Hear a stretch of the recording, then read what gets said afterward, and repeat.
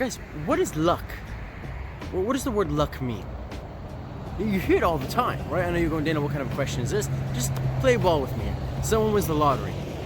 Why do they win? Because they got lucky, right? That's what you say. If Cristiano Ronaldo scores one in the top right corner, do you call that lucky? No, you'll say, well, Daniel, he's a professional. This is what he does. He practices. He's been preparing. No, he didn't get lucky. Now, what if you have someone who's never played soccer/football before, and they score one in the top right corner? Do you say that they got lucky? Well, what does luck mean? By luck, are you referring to chance?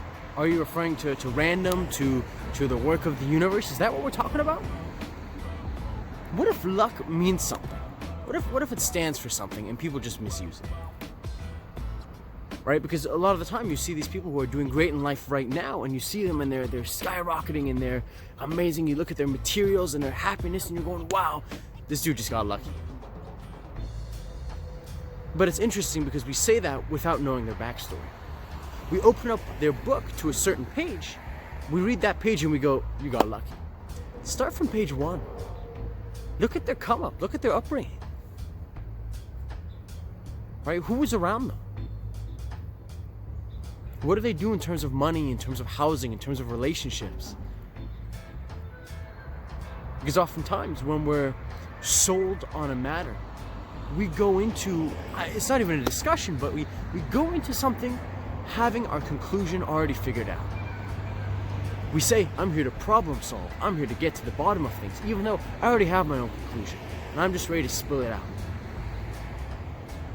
What if you went into any situation talking to someone or any situation at all, but you kept an open perspective?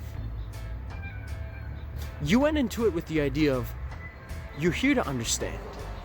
And you're here to seek the truth.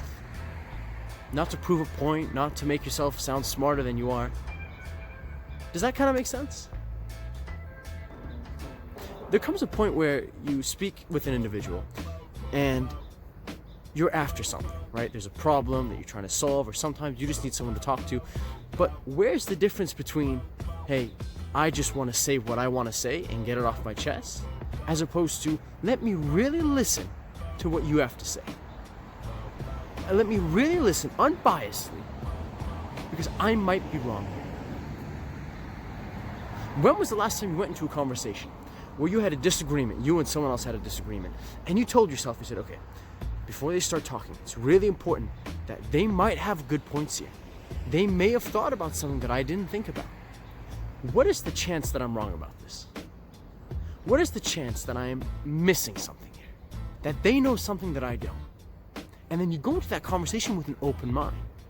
Now, granted, you're saying, well, Daniel, you can't go into every conversation like that, because eventually you're going to talk to people who have no idea what they're talking about.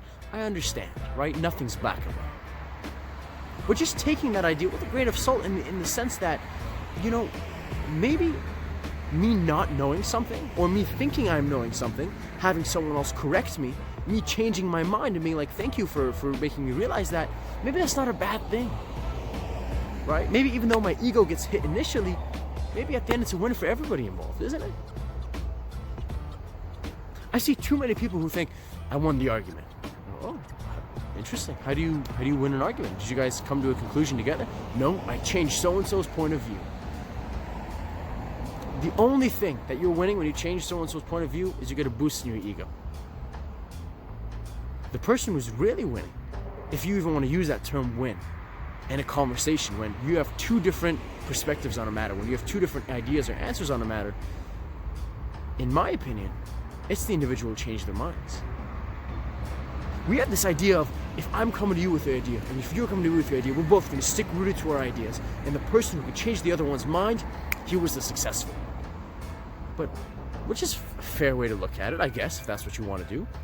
But, do you want to know another way to look at it? If I have a certain mindset about something, I feel strongly about a topic, and you feel also strongly about a topic, we don't agree.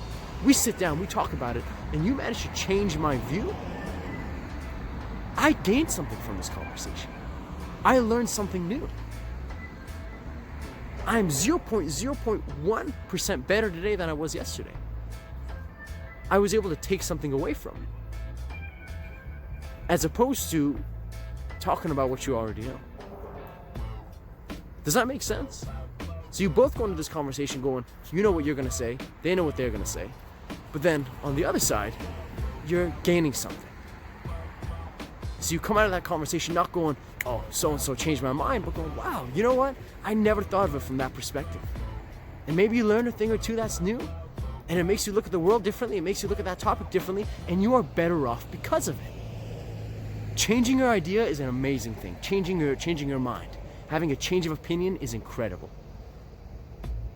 And again, all in balance. We don't want to change it every second. But the people who are open-minded, who can go into any conversation going, you know what? I might be wrong about this. Or you know what? So-and-so might know something that I don't know. Let's listen to their point of view from an unbiased manner, which is extremely hard to do because you have to put your ego in check. But with enough practice, experience, and time, you can get really good at it. And to be honest, folks, it is a whole lot easier to see the world clearly for what it is and look at it from a logical and rational perspective as opposed to an emotional perspective. Just my thoughts on the subject. Let me know what you think down below. I'm always interested. Find me anywhere, YouTube, Instagram, Twitter, all that good stuff. Daniel Teaches. Have a fantastic day.